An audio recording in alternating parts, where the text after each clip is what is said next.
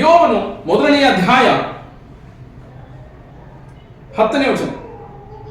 ಅದಕ್ಕೆ ಸೈತಾನನು, ಯೋಬನು ದೇವರಲ್ಲಿ ಭಯಭಕ್ತಿಯನ್ನು ಲಾಭವಿಲ್ಲದೆ ಇಟ್ಟಿದ್ದಾನೋ? ನೀನು ಅವನಿಗೂ ಅವನ ಮನೆಗೂ ಅವನ ಎಲ್ಲಾ ಸ್ವಾಸ್ಥ್ಯಕ್ಕೂ ಸುತ್ತಮುತ್ತಲೂ ಬೇಲಿನ ಹಾಕಿದೆಯಲ್ಲ. ಅವನು ಕೈ ಹಾಕಿದ ಕೆಲಸವನ್ನು ನೀನು ಸಫಲಪಡಿಸುತ್ತಿರುವುದರಿಂದ ಅವನ ಸಂಪತ್ತು ದೇಶದಲ್ಲಿ ವೃದ್ಧಿಯಾಗುತ್ತಾ ಬಂದಿದೆ. ಆದ್ರೆ ನಿನ್ನ ಕೈ ನೀಡಿ ಅವನ ಸೊತ್ತನ್ನೆಲ್ಲ ಅಳಿಸಿಬಿಡು, ಆಗ ಅವನು ನಿನ್ನ ಎದುರಿಗೆ ನಿನ್ನನ್ನು ದೂಷಿಸುವನು ಅಂದನು. ಯೆಹೋವನು ಸೈತಾನನಿಗೆ, ಅವನ ಸ್ವಾಸ್ಥ್ಯವೆಲ್ಲ ನಿನ್ನ ಕೈಲಿದೆ ನೋಡು, ಆದರೆ ಅವನ ಮೇಲೆ ಮಾತ್ರ ಕೈ ಹಾಕಬೇಡ. ಸೈತಾನನು ನೋಡುವಾಗ ಆತನು ಯೋಬನ ಐಡೆಂಟಿಟಿಯನ್ನ ಅವನಲ್ಲಿರ್ತಕ್ಕಂತಹ ಆಸ್ತಿಗಳ ಮೇಲೆ, ಅವನಲ್ಲಿರ್ತಕ್ಕಂತಹ ಮಕ್ಕಳ ಮೇಲೆ, ಅವನಲ್ಲಿರ್ತಕ್ಕಂತಹ ಅಂತಸ್ತಿನ ಮೇಲೆ ಯೋಬನ ಐಡೆಂಟಿಟಿಯನ್ನು ಗುರುತಿಸಿದ್ದ. ಆದರೆ ಸೈತಾನನಿಗೆ ಗೊತ್ತಿಲ್ಲ ಯೋಬನು ಎಷ್ಟು ಹೊತ್ತು, ಎಷ್ಟು ತಾಸು ಕರ್ತನ ಸನ್ನಿಧಾನದಲ್ಲಿ ಸಮಯವನ್ನು ಕಳೆದಿದ್ದಾನೆ ಎಂಬುದಾಗಿ. ದೇವರಲ್ಲಿ ಸಾಕ್ಷಿಯನ್ನ ಕೊಡ್ತಾನೆ ನೋಡ್ರಿ.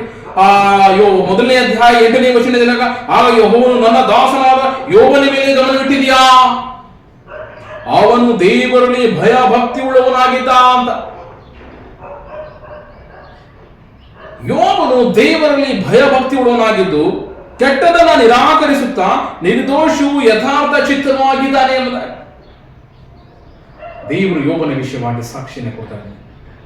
ನಿನ್ನ ವಿಷಯವಾಗಿ ದೇವರು ಏನಂತ ಸಾಕ್ಷಿಯನ್ನ ಕೊಡ್ತಾ ಇದ್ದಾನೆ? ನಾನು ಯಾವ ಸಾಕ್ಷಿಯ ಜೀವಿತವನ್ನ ಈ ಒಂದು ಆಧುನಿಕ ಜಗತ್ತಿನಲ್ಲಿ ಜೀವಿಸ್ತಾ ಇದ್ದೇನೆ.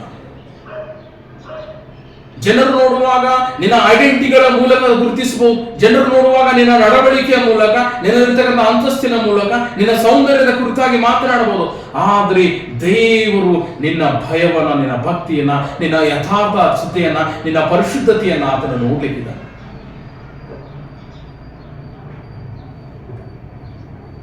ಹಲ್ಲೆಲೂಯಾ. ಯೋಬನಿಗೆ ಗೊತ್ತು, ಯೋಬನು ಕಳೆದುಕೊಂಡಿದ್ದೆಲ್ಲವನ್ನ ಆತನು ಚಿಂತಿಸದೆ ದುಃಖ ಮಾಡಿದೆ. ನನ್ನ ದೇವರು ನಾನು ಕಳೆದುಕೊಂಡಿರ್ತಕ್ಕಂಥ ಎಲ್ಲವನ್ನ ದೇವರು ಡಬಲನ ಕೊಡ್ಲಿಕ್ಕಿದ್ದಾನೆ ಎನ್ನುವ ನಂಬಿಕೆ ಆತನಿಗೆ ಇತ್ತು. ಯಾಕಂದರೆ ಆತನು ಕರ್ತನೊಂದಿಗೆ ಇರ್ತಕ್ಕಂತಹ ಸಂಬಂಧ, ಕರ್ತನೊಂದಿಗೆ ಆತನು ಪ್ರತಿದಿನ ಮಾಡ್ತಕ್ಕಂತಹ ಮಾತುಗಳನ್ನ, ವಾಕ್ಯ ಧ್ಯಾನವನ್ನ ನೋಡ್ತಾನೆ. ಆತನು ದೇವರಲ್ಲಿ ಭಯ ಭಕ್ತಿಯನ್ನ ಉಳ್ಳವನಾಗಿದ್ದನು ಎಂಬುದಾಗಿ. ನೀನು ಕಳೆದುಕೊಂಡಿದೆ ಎಂಬುದಾಗಿ ಯೋಚನೆ ಮಾಡ್ತಾ ಇದೆಯಾ? ಕಳೆದುಕೊಂಡಿದೆ ಎಂಬುದಾಗಿ ನೀನು ಬಾಧೆಯನ್ನು ಪಡ್ತಾ ಇದೆಯಾ? ದೇವರು ನಿನ್ನೊಂದಿಗಿರುವಾಗ ಆತನು ನಿನಗೆ ಡಬಲ್ ಅನ್ನ ಈ ವರ್ಷದಲ್ಲಿ ಕೊಡ್ಲಿಕ್ಕಿಲ್ಲ. ಕಳೆದುಕೊಂಡಿದ್ದಕ್ಕಾಗಿ ನೀನು ಚಿಂತಿಸಬೇಡ. ಆತನ ಪಾದದಲ್ಲಿ ಬಾ. ದೇವರು ನಿನಗೆ ಡಬಲ್ ಪೋರ್ಷನ್ ಅನ್ನ ಆತನ ಅನುಗ್ರಹಿಸಲಿಕ್ಕಿದ್ದಾನೆ. ಆದರೆ ನಿನ್ನ ಸಾಕ್ಷಿಯ ಜೀವಿತ ಯಾವ ರೀತಿಯಲ್ಲಿದೆ? ನೀನು ಯೋಬನ ಹಾಗೆ ದೇವರಲ್ಲಿ ಭಯ ಭಕ್ತಿ ಉಳ್ಳವನಾಗಿ ಜೀವಿಸ್ತಾ ಇದ್ದೇನಾ?